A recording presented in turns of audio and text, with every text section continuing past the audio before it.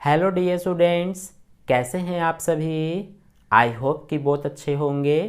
तो इस वीडियो में हम क्लास 10th का मैथ्स का चैप्टर नंबर 10 जिसका नाम है वृत्त, तो आज के इस वीडियो में हम इसी चैप्टर को करेंगे। तो चलिए शुरू करते हैं। तो सबसे पहले देखिए, जैसा कि हमारा चैप्टर का नाम है वृत्त, तो सबसे पहले हम वृत्त और इसके बारे में कुछ बेसिक सी बातें समझ लेते हैं। तो सबसे पहले हम ये समझते हैं कि एक वृत्त क्या होता है।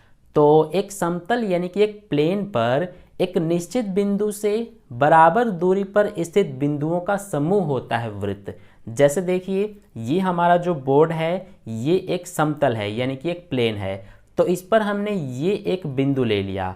अब इस बिंदु से बराबर दूरी पर स्थित, ये देखिए हम यहाँ पर बहुत सारे बिंदु बनाए जा रहे हैं। तो इन बिंदुओं को आपस में मिला करके हमारा कुछ इस तरह से बनेगा। ठीक है, ये जो आप देख रहे हैं तो ये कुछ इस तरह से हमारा बन जाएगा।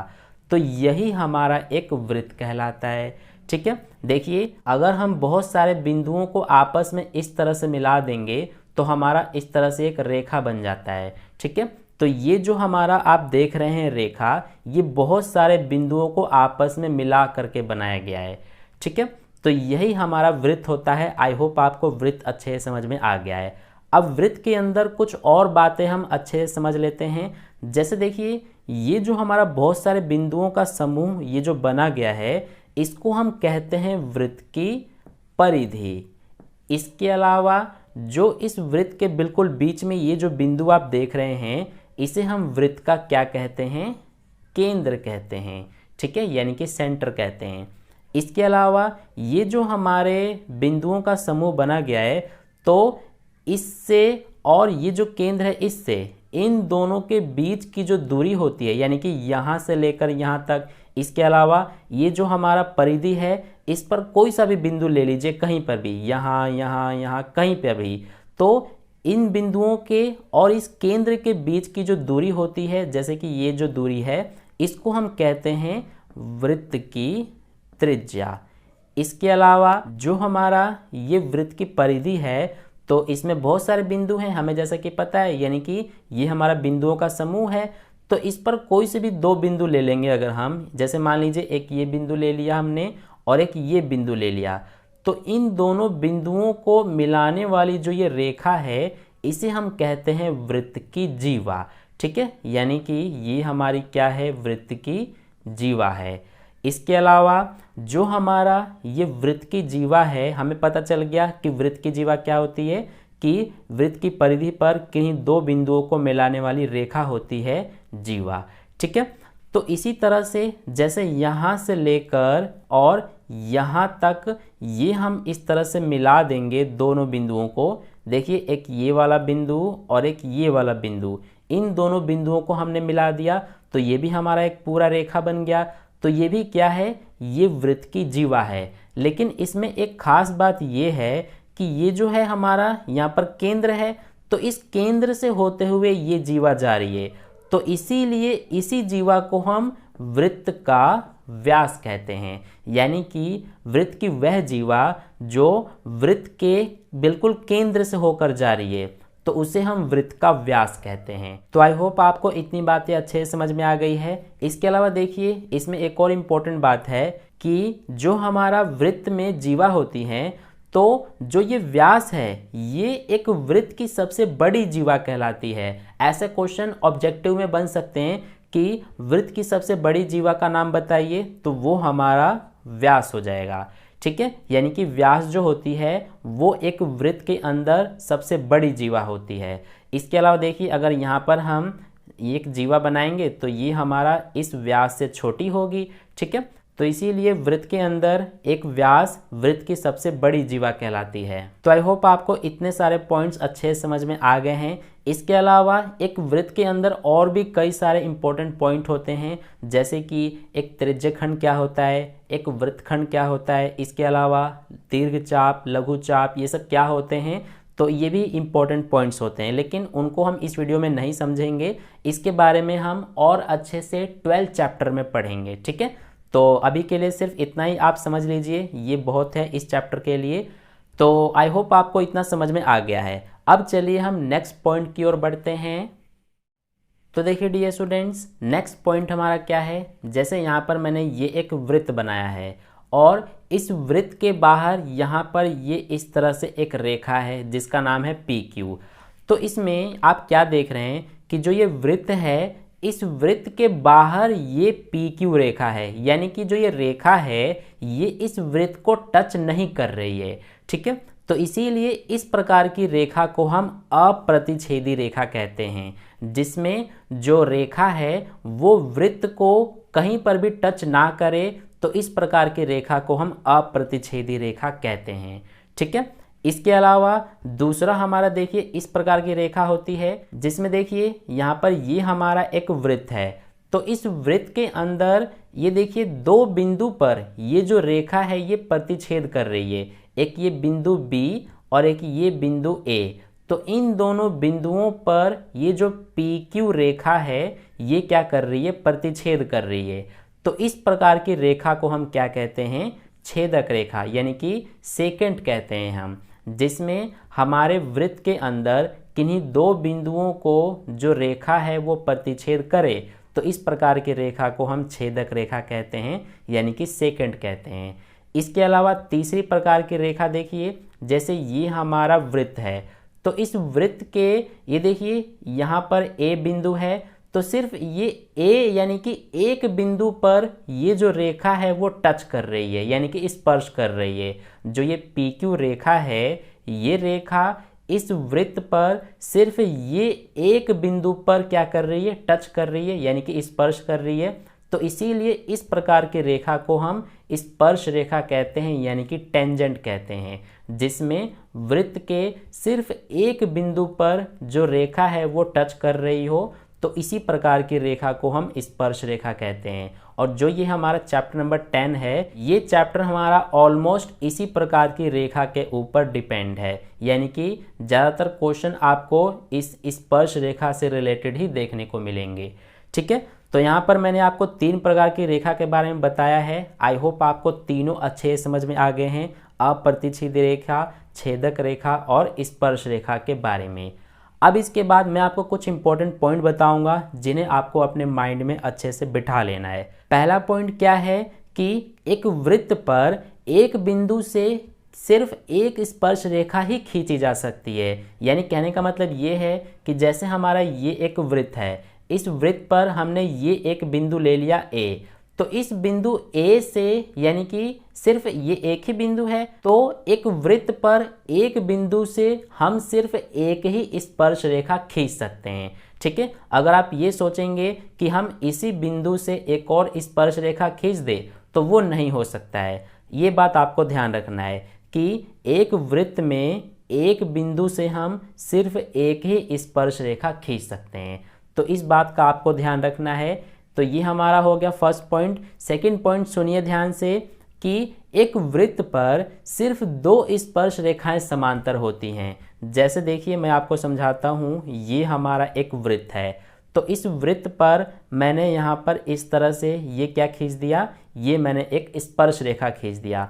तो इस स्पर्श रेखा के समांतर हम सिर्फ यहाँ पर इस तरह से ये एक स्पर्श रेखा खींच सकते हैं। अगर आप सोचेंगे कि ये जो स्पर्श रेखा है इसके समांतर हम एक और स्पर्श रेखा खींचें इसके अलावा, तो ये नहीं हो सकता है। ठीक है, हम एक वृत्त में, यानी कि एक वृत्त पर सिर्फ 2 ही समांतर रेखाएं जो हैं वो खींच सकते हैं जो कि स्पर्श रेखा हों। ठीक है, तो आई होप आपको ये दूसरा पॉइंट भी अच्छे से समझ में आ गया है कि एक वृत्त पर सिर्फ 2 स्पर्श रेखाएं समांतर हो सकती हैं। देखिए यहाँ पर मैं एक और स्पर्श रेखा खींच रहा हूँ ये।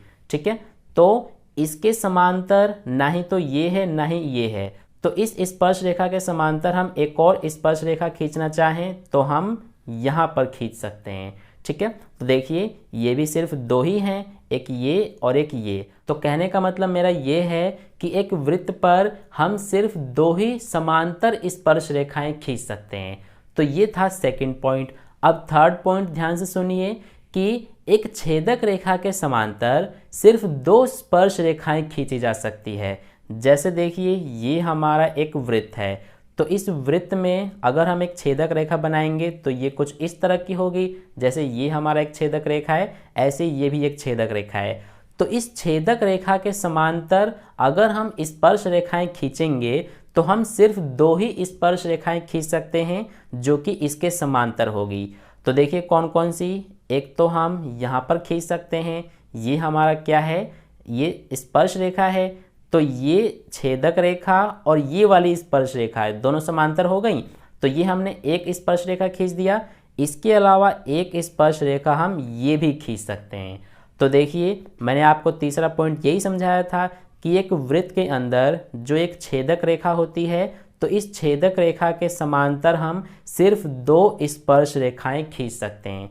तो एक ये रही स्पर्श रेखा और एक ये रही स्पर्श रेखा। तो ये था थर्ड पॉइंट। एक बार दोबारा से बता देता हूँ कि एक वृत्त में जो एक छेदक रेखा होती है, तो एक छेदक रेखा के समांतर हम सिर्फ 2 ही स्पर्श रेखाएं खींच सकते हैं। ठीक है, तो ये था हमारा थर्ड पॉइंट। आई होप आपको अच्छे से समझ में आ गया है यहाँ तक जितना भी मैंने आपको समझाया है। अब चलिए हम नेक्स्ट पॉइंट को समझते हैं।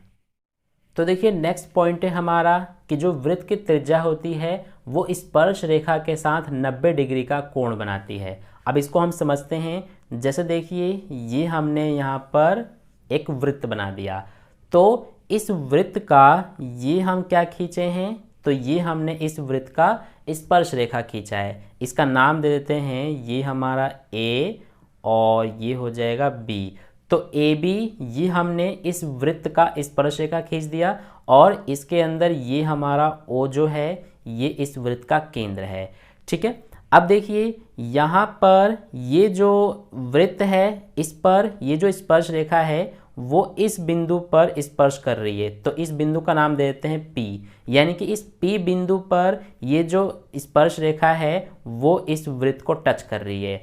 तो अगर हम ये जो O है बिंदु और ये इस वृत्त की परिधि पर जो P बिंदु है, इन दोनों को मिला करके ये जो हमने रेखा खींचा है, तो ये कौन सी रेखा है, इसे हम क्या कहते हैं, इसे हम त्रिज्या कहते हैं। ठीक है, यानी कि अब देखिए ये जो हमारी वृत्त की त्रिज्या है OP, ये इस स्पर्श रेखा पर क्या है, लंब है। यानी कि इस पर हमारा जो है ये त्रिज्या इस स्पर्श रेखा पर 90 डिग्री का कोण बना रही है। ठीक है, यानी कि यहाँ पर भी हमारा समकोण है, 90 डिग्री का कोण बन रहा है और इधर भी 90 डिग्री का कोण बन रहा है। तो यही चीज़ मैं आपको समझाने की कोशिश कर रहा हूँ कि एक वृत्त के अंदर जो हमारी त्रिज्या होती है वो वृत्त की जो स्पर्श रेखा है उस पर लंब होती है, यानी कि 90 डिग्री का कोण बनाती है। ठीक है, तो इसको हम इस तरह से लिख सकते हैं कि जो हमारी ये OP है, ये OP लंब है किस पर, इस AB पर जो कि स्पर्श रेखा है। ठीक है, तो ये हमारा मोस्ट इंपॉर्टेंट पॉइंट था और ये जो पॉइंट है ये आपका प्रमेय 10.1 से रिलेटेड है। ठीक है, तो ये भी आपको अच्छे से पता होना चाहिए कि एक वृत्त के अंदर जो त्रिज्या होती है वो स्पर्श रेखा पर लंब होती है। तो ये हमारा हो गया। अब इसके बाद चलिए नेक्स्ट पॉइंट को समझते हैं। तो देखिए अब हम नेक्स्ट पॉइंट को समझेंगे। तो इसके लिए मैंने यहाँ पर 3 वृत्त बनाए हैं। अब इस तीनों वृत्तों को ध्यान से देखना, जो मैं आपको समझाने की कोशिश करूँगा उसे ध्यान से समझना। जैसे कि पहला हमारा ये वृत्त है और इसके अंदर ये मैंने एक बिंदु लिया है। ठीक है, तो मैं आपको ये समझाने की कोशिश कर रहा हूँ कि अगर हमारा कोई एक वृत्त है और उसके अंदर कोई एक बिंदु है, तो इस बिंदु से होते हुए हम इस वृत्त की कितनी स्पर्श रेखाएं खींच सकते हैं। तो देखिए इस बिंदु से होते हुए अगर हम रेखा खींचना चाहें तो ये हम कुछ इस तरह से खींच सकते हैं। अब आप मुझे ये बताइए कि जो हमने ये रेखा खींचा है तो क्या इसे हम स्पर्श रेखा कह सकते हैं। तो आप कहेंगे कि हम नहीं कह सकते हैं, क्योंकि मैंने आपको इसी वीडियो में पीछे समझाया था कि जो हमारी स्पर्श रेखा होती है वो वृत्त को किसी एक बिंदु पर स्पर्श करती है, यानी कि एक बिंदु पर टच करती है। लेकिन ये वाली रेखा जो है वो यहाँ पर भी और यहाँ पर भी 2 बिंदुओं को काट रही है, तो इसीलिए ये हमारी स्पर्श रेखा नहीं है। यानी कि हमारा पहला इसमें ये पॉइंट निकल के आता है कि अगर एक वृत्त के अंदर कोई बिंदु है तो उस बिंदु से हम कितनी स्पर्श रेखाएं खींच सकते हैं। तो इसका आंसर होगा हम 0 स्पर्श रेखाएं खींच सकते हैं। ठीक है, अब इसके बाद इस दूसरे वाले वृत्त को देखिए। तो इस वृत्त के ऊपर यानी कि इसकी परिधि पर मैंने ये एक बिंदु लिया है। ठीक है, तो अब हमारा दूसरा क्वेश्चन ये है कि अगर एक वृत्त के परिधि पर एक बिंदु है तो उस बिंदु से हम कितनी स्पर्श रेखाएं खींच सकते हैं। तो देखिए, अगर हम खींचने की कोशिश करेंगे स्पर्श रेखा, तो ये हम कुछ इस तरह से एक स्पर्श रेखा खींच सकते हैं। ठीक है, यानी कि इसमें मैं आपको ये समझाने की कोशिश कर रहा हूँ कि अगर हमारा कोई एक वृत्त है और उसकी परिधि पर एक बिंदु है तो वो बिंदु से हम कितनी स्पर्श रेखाएं खींच सकते हैं। तो इसका आंसर होगा कि हम एक स्पर्श रेखा खींच सकते हैं। ठीक है, जब कोई बिंदु वृत्त के ऊपर स्थित हो तो उस बिंदु से हम सिर्फ एक और केवल एक स्पर्श रेखा खींच सकते हैं। अब इसके बाद इस तीसरे वाले जो वृत्त है इस पर ध्यान दीजिए। तो ये हमने एक वृत्त लिया है और इसके बाहर यहाँ पर हमने एक बिंदु लिया है। ठीक है, पहले वाले वृत्त में हमने वृत्त के अंदर बिंदु लिया था, दूसरे वाले वृत्त में हमने वृत्त के ऊपर बिंदु लिया था और तीसरे वाले वृत्त में हमने वृत्त के बाहर कहीं पे हमने बिंदु लिया है। तो तीनों ही कंडीशन में हम देख रहे हैं कि स्पर्श रेखाओं की संख्या कितनी होंगी। तो इसमें 0 हो गया, इसमें एक स्पर्श रेखा हो गया। अब इसमें हम देखते हैं कि कितनी स्पर्श रेखाएं हो सकती हैं।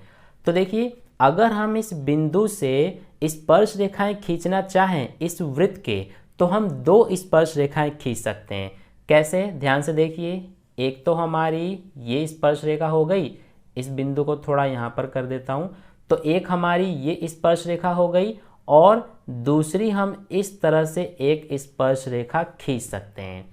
तो अब आपने देख लिया ध्यान से कि हमारी एक वृत्त के बाहर कोई बिंदु है तो उस बिंदु से हम इस तरह से 2 स्पर्श रेखाएं खींच सकते हैं।